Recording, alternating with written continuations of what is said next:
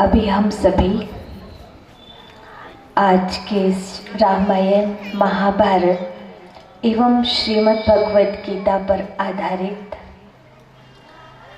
गीता ज्ञान यज्ञ का अंतिम सत्र, इसका शुभारंभ करें। इसके पहले मन बुद्धि को शांत एवं अंतर जगत की तरफ एकाग्र करते हैं। चलिए सभी एकदम शांत होकर ध्यान की पोजीशन में बैठ जाएंगे।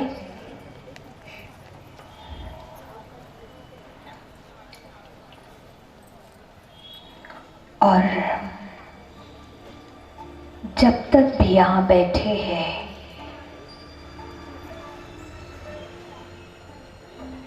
तब तक के लिए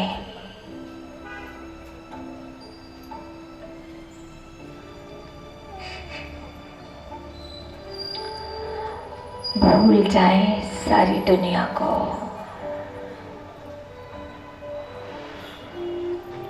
और भूल जाएं अपनी सर्व जिम्मेवारियों को। बिल्कुल अकेला महसूस करें और अब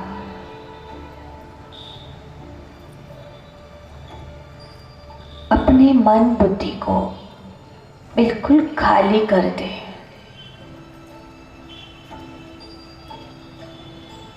भूल जाएं अपने पद पोजीशन को। एकदम शांत अपने शरीर के एक एक अंगों को शांत होने दीजिए और कह दीजिए जगत के पिता परमात्मा से कि भगवान, आज मैंने अपना अनमोल समय निकाला है, हजारों काम छोड़ करके हम इस यज्ञ में पधारे हैं, एक ही आस के साथ कि हमें जिस लिए संसार में भेजा था आपने, हम वही कर रहे हैं या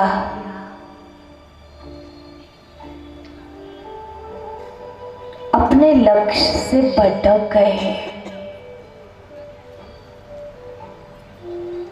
हमें मार्ग प्रदर्शना कीजिए भगवान। भविष्य में होने वाले पश्चाताप से और आने वाली समस्याओं में उलझने से पहले ही मैं अपने कर्मों को सुधार लूं। मुझे ऐसी मार्ग प्रदर्शना कीजिए भगवान। सभी एकदम समर्पित होकर बैठे, श्रद्धा भाव जगाएं, अर्जुन की तरह शिष्य भाव जगाएं, भूल जाएं सारे ज्ञान को और एक छोटा बच्चा बनकर निश्चल भाव से बैठ जाए और सुनिए भगवान की आवाज हम सब के प्रति 3 मिनट के लिए परमात्मा की याद में खो जाइए।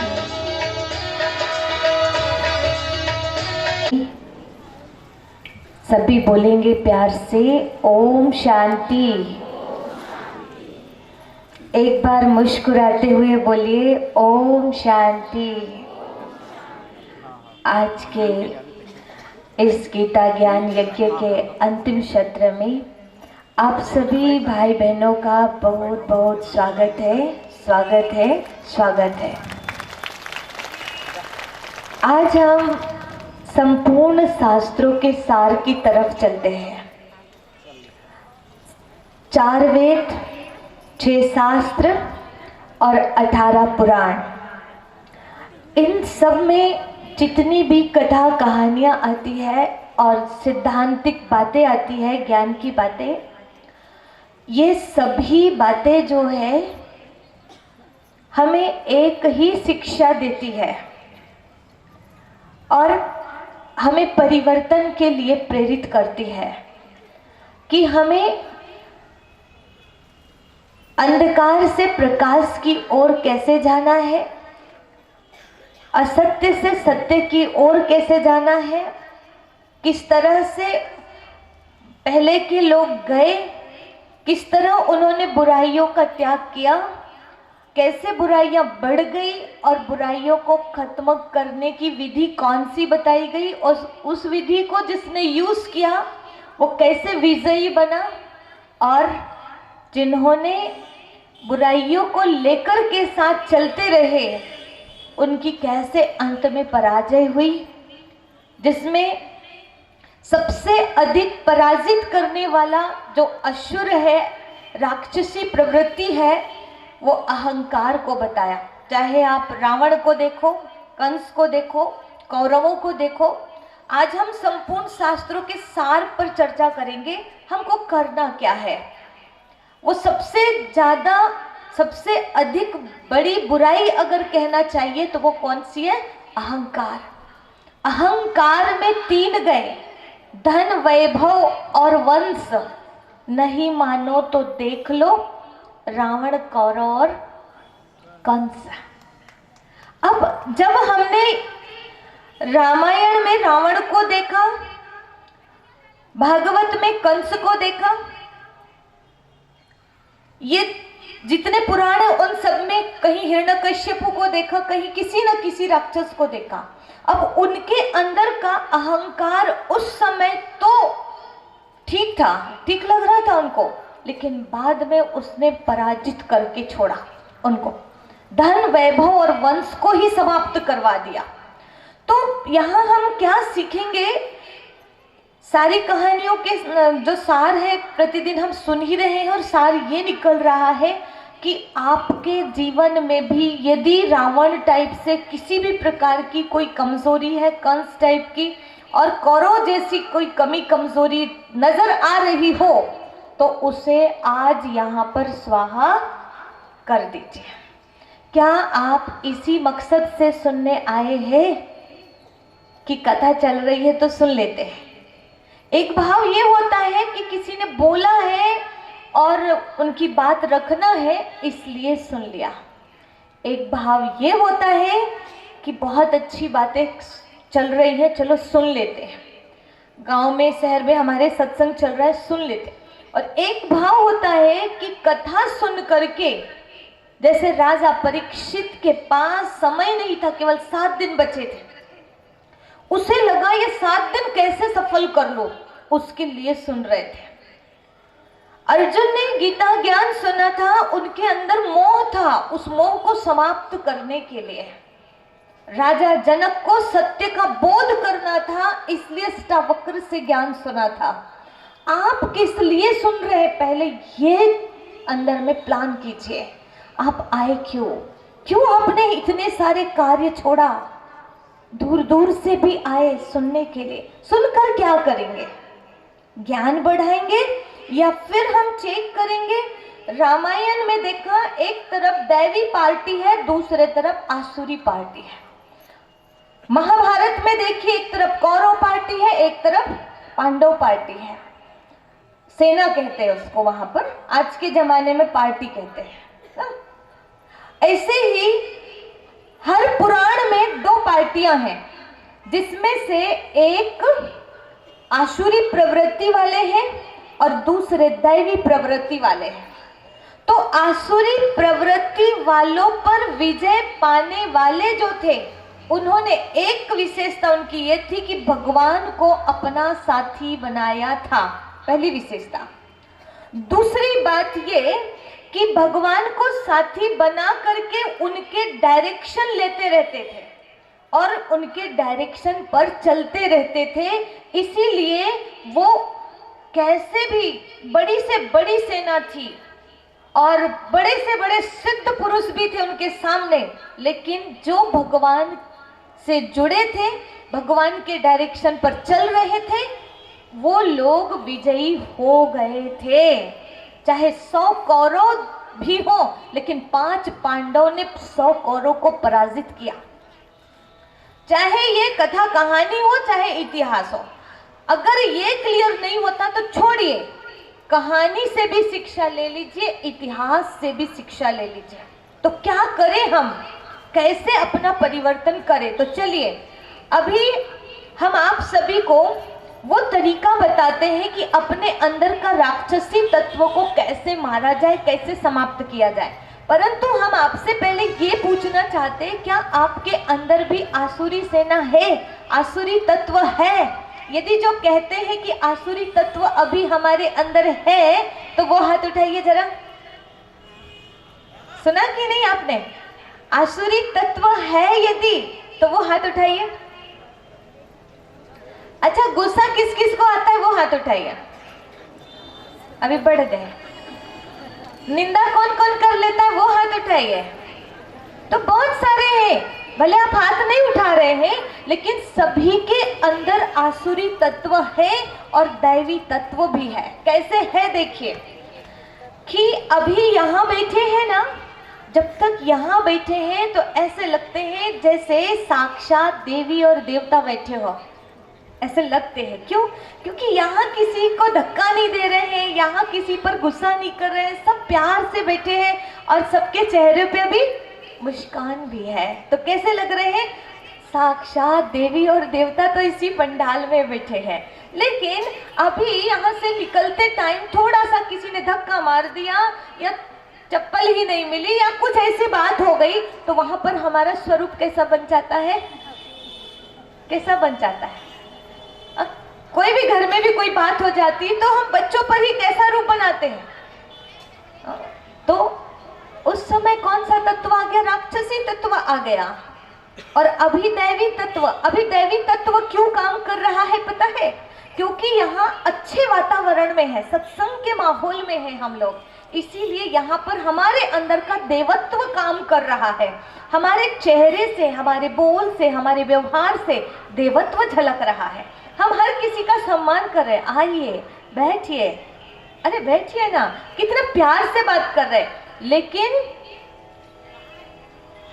जब बस में हम जा रहे होते हैं, हमारे पास एक जन बैठ सके ऐसी जगह भी होती है, लेकिन कोई आ रहा है तो और फैल के बैठते ऐसे, मतलब कोशिश करते हैं कि यहाँ कोई डिस्टर्ब ना करे हमें, तो और ज्यादा वहां पर जगह हम घेर लेते हैं। ऐसी प्रवृत्ति कभी कभी कहीं पर नहीं जागती, कहीं अगर कोई अपना वाला आ रहा है तो अरे हटो हटो, नई भी जगह है तो बना लेते हैं, और कोई ऐसा दूसरा व्यक्ति आ रहा है तो और फैल जाते हैं। माना हमारे अंदर कभी कभी देवत्व जाग जाता है और कभी कभी आसुरी तत्व जाग जाता है। ऐसा क्यों होता है? एक ही व्यक्ति कभी कभी इतना मीठा बोलता है और एक ही व्यक्ति के कभी कभी रूप देखो तो भयंकर होता है। कारण क्या है? इसका कारण ऐसे है कि ये गीता में, रामायण में, हर पुराण में बताया है, और श्रीमद् भगवद गीता तो सर्व पुराणों और शास्त्रों का सार है। 16वां अध्याय इसी बात को समर्पित है। उसमें दैवी आसुरी विभाग योग है। दैवी और आसुरी संपदा हर एक मानव के अंदर है, 2 प्रकार की संपदा ये बताया। और कहा दैवी संपद्रि मोक्षाय निबंधाय आसुरी मता।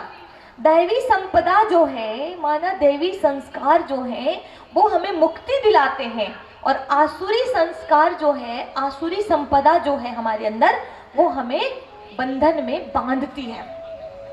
तो हमें बंधन में बंधना है कि मुक्ति को पाना है? मुक्ति को पाना है ना, तो मुक्ति को पाने के लिए हमें क्या करना होगा? दैवी संपदा बढ़ाना पड़ेगा। और दैवी संपदा हमारे अंदर कैसे काम करती है, कैसे प्रकट होती है, उसको समझ लेते हैं हम। तो देखिए, ये जो हमारा ब्रेन है, मैं क्या है अभी फिर संस्कृत में बोलूं, फिर उसको हिंदी में आपको समझाऊं, उतना टाइम नहीं है आज हम मौसम को देखते हुए, सब बातों को देखते हुए एकदम सार की बात पहले कर लेते हैं, ठीक है ना। तो क्या है कि गीता के पहले शुरुआत के 16वें अध्याय के 3 श्लोक जो है उसमें दैवी संपदा कैसे होती है उसका वर्णन किया है। अभी हम सत्व संशुद्धि ज्ञान योग व्यवस्थिति दानम दमश्च यज्ञश्च स्वाध्याय तपः आर्जवम, ऐसे एक एक करके 3 श्लोक में दैवी संपदा के बारे में बताया। फिर आगे के श्लोकों में आसुरी संपदा के बारे में बताया है कि इंसान के अंदर ये आसुरी संपदा होती है और ये दैवी संपदा होती है। तो वो कहाँ होती है, देखिए ये जो हमारा मस्तिष्क है, ब्रेन, इसमें हमारा जो राइट साइड है, ये समझ लो एक एग्जाम्पल कि राइट साइड जो है इस साइड में देवता बैठा है, या कह दो कि श्री राम बैठे इधर। कौन बैठे? श्री राम। एक देव पुरुष को ले लो, ये देवी को ले लो, और इस साइड में लेफ्ट साइड में कौन है? रावण, राक्षस। तो इस साइड हो गए राम और इस साइड हो गए, इस साइड बैठे रावण। सभी के अंदर दोनों हैं, क्योंकि सभी कभी गड़बड़ करते हैं और कभी कभी ठीक भी करते हैं, ठीक है ना। कोई कितना भी ज्ञानी हो, कभी ना कभी थोड़ा सा उसमें कुछ गलत चीज प्रकट हो ही जाती है। और जब तक इस कलयुग में है, इस धरा में है, माना अभी हम परफेक्ट नहीं हैं, सभी कोशिश कर रहे हैं परफेक्ट बनने की। जिस दिन हम कंप्लीट बन जाएंगे उस दिन ये देह ऑटोमेटिक छूट जाएगी। कर्मातीत स्टेज कहते हैं उसको, कर्म बंधन से न्यारी स्टेज कहते हैं उसको। तो उस स्टेज को पाने के पहले हर कोई इंसान इस धरा पर जो है वो सभी के अंदर दोनों चीज है। यानी इस साइड कौन बैठे हैं? राम जी, और इस साइड कौन बैठे हैं? रावण जी। नहीं, रावण जी बोलने में थोड़ा अजीब सा लगा मुझे, इसलिए मैंने पूछा बोलूं कि नहीं। नहीं बोलूं? रावण जी बोलूं कि रावण बोलूं? उनको उतना रिस्पेक्ट क्यों नहीं देते? जाति के ब्राह्मण, 4 वेद के ज्ञाता, इतने ज्ञानी, इतने तपस्वी, कैलाश पर्वत हाथ में उठा लिया, सर 10-10 सिर अर्पण कर दी, क्या क्या नहीं किया, उसके बाद में जी क्यों नहीं लगा रहे हम लोग? थोड़ा अजीब लगा बोलने में। वो इसलिए क्योंकि कुछ चीजें ऐसी सामने आ गई कि वो हमें अच्छे नहीं लगे, ठीक है ना, तो हम उनको उतना रिस्पेक्ट नहीं करते हैं। मतलब ये कि हम भी अगर 1000 अच्छाई है हमारे अंदर, लेकिन एक बुराई भी है ना, तो हमारा समाज में रिस्पेक्ट नहीं होगा, ये समझना है हमें। अच्छा चलिए, तो ये जो राम जी यहाँ बैठे हैं और ये रावण, ये कैसे जिंदा है दोनों? इनको भोजन कहाँ से मिल रहा है? या किसी किसी के अंदर राम जी ही दिखते हैं ज्यादा टाइम, कभी कभी ही रावणपना दिखेगा, नहीं तो राम जी ही दिखते हैं। और किसी के अंदर तो अधिक से अधिक समय ऐसा चेहरे में रौब दिखता है और क्रोध हमेशा बना ही रहता है, उनसे सब डरते ही डरते रहते हैं। अगर वो मानव होते, देवत्व होता, तो इतना क्यों डरते लोग उनसे? कुछ तो गड़बड़ है। तो किसी के अंदर राक्षसी तत्व पूरे टाइम दिखता है, किसी के अंदर देवत्व अधिक टाइम दिखता है। किसी को देख कर कहते ये तो देवता है, वो तो साक्षात देवी है, और किसी को देख कर कहते हैं तो पूरा राक्षस है। हाँ, ऐसा क्यों बोलते हैं? क्योंकि किसी में राक्षसी तत्व अधिक प्रबल है, किसी में दैवी तत्व। पर ये प्रबल कैसे हो जाते हैं? तो देखिए, हम सुबह से लेकर शाम तक जो हमारी दिनचर्या है ना, उस दिनचर्या में जो राम जी को पसंद है वो करते हैं। तो देव जो है, राम जी जो है, ये शक्तिशाली बनते मेरे अंदर के राम जी। और जो रावण को पसंद है वो देखती हूँ, वो सुनती हूँ, वो खाती हूँ, वैसा बोलती हूँ, उस माहौल में ज्यादा रहती हूँ, तो मेरे अंदर का रावण प्रबल हो जाता है, ठीक है। यानी इन दोनों को भोजन कौन दे रहा है? मेरे अंदर के राम और मेरे अंदर के रावण में से दोनों को भोजन कौन दे रहा है? कौन दे रहा है? मैं खुद दे रही हूं। यानी यदि किसी ने रावण को प्रबल बनाया है तो उसने खुद ने बनाया है, और राम को बनाया है तो उसने खुद ने बनाया। अब कैसे होते राम जी प्रबल? 4 बजे सुबह उठेंगे तो कौन प्रबल हो जाएगा? किसको पसंद है दोनों में से? राम जी को। राम जी प्रसन्न हो जाएंगे। यानी उनको एनर्जी मिल रही है, और 8 बजे सो के उठ रहे हैं, तो किसका ध्यान रख रहे हैं आप, किसके अनुसार चल रहे हैं आप। इसीलिए हमारे धर्मों में, सत्संग में, संस्थाओं में लोग कुछ नहीं बताते, पर कहते सुबह जल्दी उठो, रात को जल्दी सो, सात्विक भोजन करो, सत्संग किया करो, थोड़ी देर ध्यान किया करो, कर्म कांड में दिया, कहीं ना कहीं कुछ ना कुछ तो बताते हैं। हम लोग समझ नहीं पाते कि ये सब क्यों करने को कहा जाता है। अपने अंदर के देवत्व को जगाने के लिए, जो सोया पड़ा है और आसुरी तत्व तो जागा हुआ है, उसे मारने के लिए ये सिस्टम बनाए जाते हैं। तो इसलिए अब अगर आपको राम जी को प्रबल बनाना है, राम राज्य लाना है, तो राज्य बाहर लाने की बात में है, पहले कहाँ लाना है, मेरे अंदर राम राज्य लाना है। तो उसके लिए मुझे क्या करना पड़ेगा, अपने अंदर के श्री राम को भोजन कराना पड़ेगा।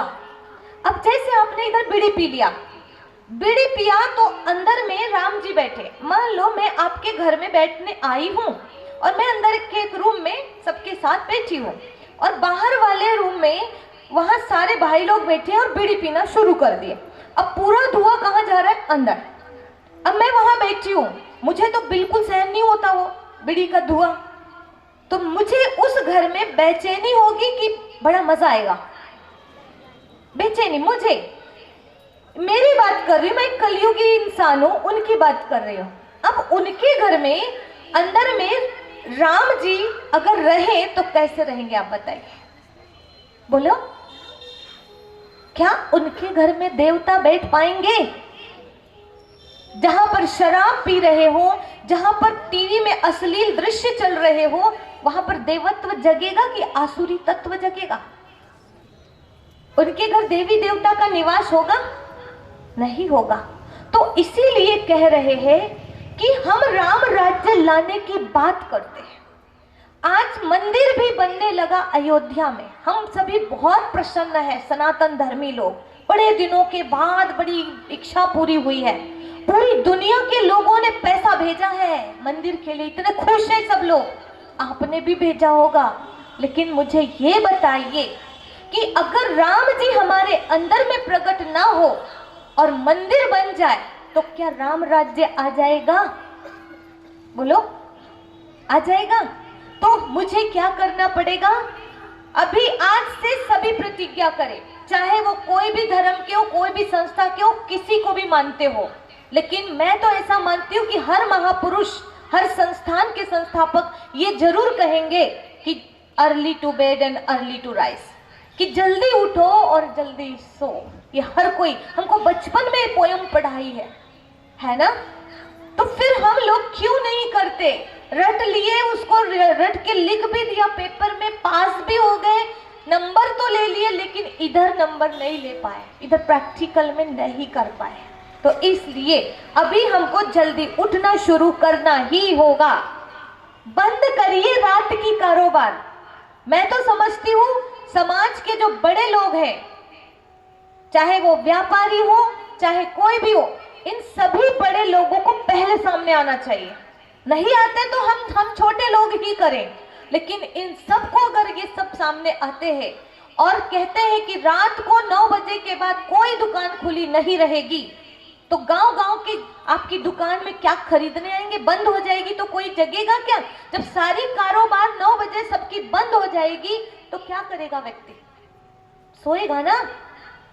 बड़े लोग अगर करें तो छोटे लोग अपने आप बदल जाएंगे। हमें अपने पूरे सिस्टम को चेंज करना चाहिए। चलो नहीं करते वो लोग तो छोड़ो, हम अपने घर का सिस्टम तो चेंज करें कि सबको जल्दी सोना है और जल्दी उठना है। फिर एक ही चीज नहीं, लेकिन अगर हम टीवी भी देखें तो कोई अश्लील दृश्य मेरे घर में नहीं चलेंगे। मैं देवताओं की वंशज हूं, श्री राम हमारे कुल के हैं, हमारे देश में वो रहे हैं, उनकी कर्म भूमि है ये, और हम उनके वंशज रावण वाले कर्म करें तो फिर आप बताइए, हम राम को मानने वाले कि रावण को मानने वाले? मानते राम को, पूजा राम जी की करते हैं, और काम कौन से करते हैं अधिकांश लोग? रावण को जो पसंद है।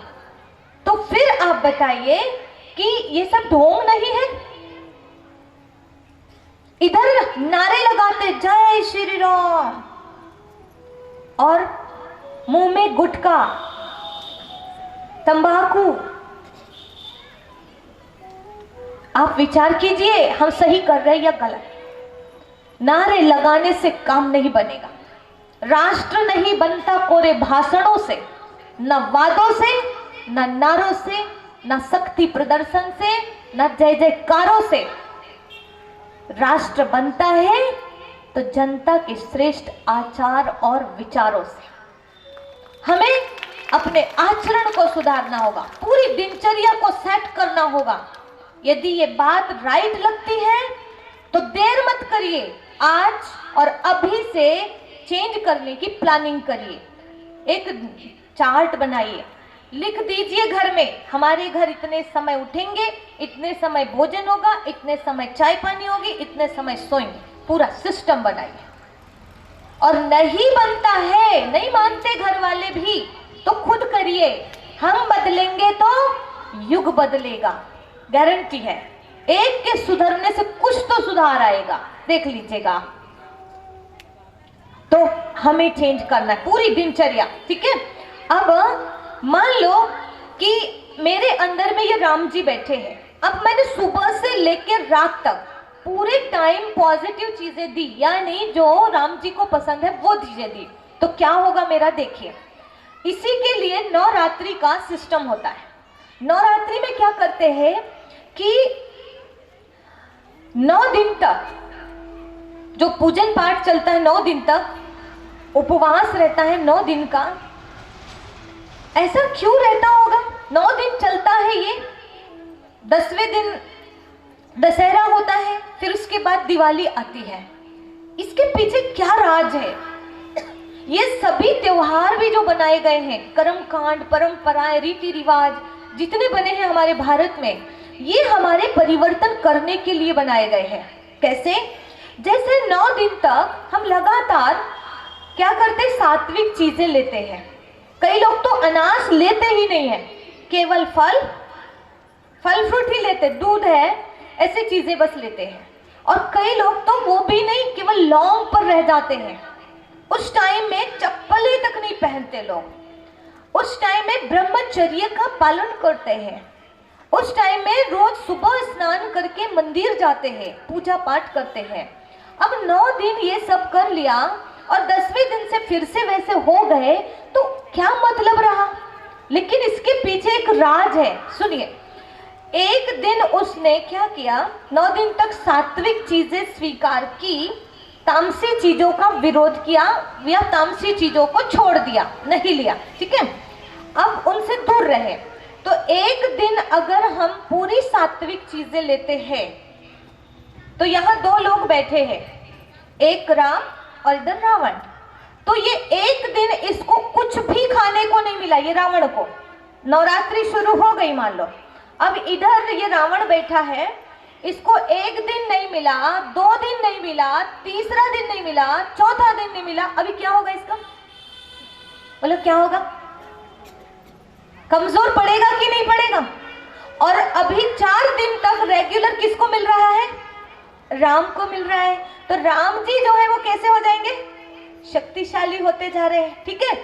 अब देखो, मेरे अंदर का देवत्व पावरफुल हो रहा है और आसुरी तत्व जो है वो कैसा हो रहा है? कमजोर पड़ रहा है। इधर ध्यान दीजिए आप। फिर 4 दिन, 5 दिन, 6 दिन, 7 दिन, 8 दिन और 9 दिन तक रेगुलर किसको भोजन मिला? किसको मिला? राम जी को मिला। और 9 दिन तक किसको नहीं मिला? रावण को। अब क्या होगा रावण का? 9 दिन में क्या होगा? अब तो गया। 9 दिन में रावण बिल्कुल कमजोर पड़ गया है। और फिर 9 दिन के बाद मनाते हैं दशहरा, ठीक है, दशहरा, अच्छे से सुनिए, दशहरा माना 10 इंद्रिय, 5 ज्ञानेंद्रिय, 5 कर्मेंद्रियों को हरा दिया। क्यों हरा दिया? हमने जीत पा लिया। इसको क्या बोलते हैं? विजयादशमी। 10 इंद्रियों पर विजय प्राप्त कर लेना, इसको कहते हैं विजयादशमी। तो हमने कैसे विजय पा लिया? जबकि गुटखा खाने की आदत थी, तंबाकू खाने की आदत थी, लेकिन हमने अपनी इंद्रियों पर जीत पाई। इस बात को ध्यान पे रखकर केवल 9 दिन तो करना है, कौन सी बड़ी बात है, ठीक है। तो 9 दिन हमने अपने पर कंट्रोल किया और 9 दिन पूरा कंट्रोल करने के बाद 10वां दिन हम विजयदशमी हो जाते हैं, दशहरा हो जाते हैं और रावण का पुतला बना के इधर रावण को जलाते हैं। रियल में वो रावण को जलाने की बात नहीं थी, वो हमारे अंदर के रावण को जलाने की बात थी कि अब ये मर गया तो मर गया, कोई तो क्या करते उसको जलाएंगे नहीं तो क्या घर में रखेंगे क्या? तो हमने 9 दिन तक उसको मारने की प्लानिंग की। क्या किया? समझ गए ना? 9 दिन तक जो विधि अपनाई वो क्या थी? वो विधि कोई ऐसा नहीं है किसी ने बता दिया 9 दिन करोगे तो बड़े सक्सेस हो जाओगे, ऐसा कुछ नहीं है। 9 दिन तक रावण को मारने की प्लानिंग चल रही थी और 9 दिन में काम पूरा हो गया उसका। अब 10वें दिन में रावण को क्या किया? जला दिया। अच्छा, अब रावण जल गया। किसी के घर में किसी की डेथ होती है, उसका अंतिम संस्कार होता है, उसके बाद में क्या होता है? अब घर की लिपाई पुताई सफाई सब होता है, नहीं होता है? सफाई शुरू होती है तो दशहरे के बाद क्या होता है? दशहरे के बाद क्या शुरू होता है? दिवाली की सफाई। और फिर दिवाली की सफाई करते करते करते एक दिन ऐसा आता है कि लक्ष्मी जी का आह्वान करते हैं और उससे भी बड़ी बात अगर देखा जाए तो राम जी का राज्याभिषेक। दिवाली किस लिए मनाते हैं? राम जी का राज्याभिषेक मनाते। रावण को मार करके आए थे तो राम जी का राज्याभिषेक किया था।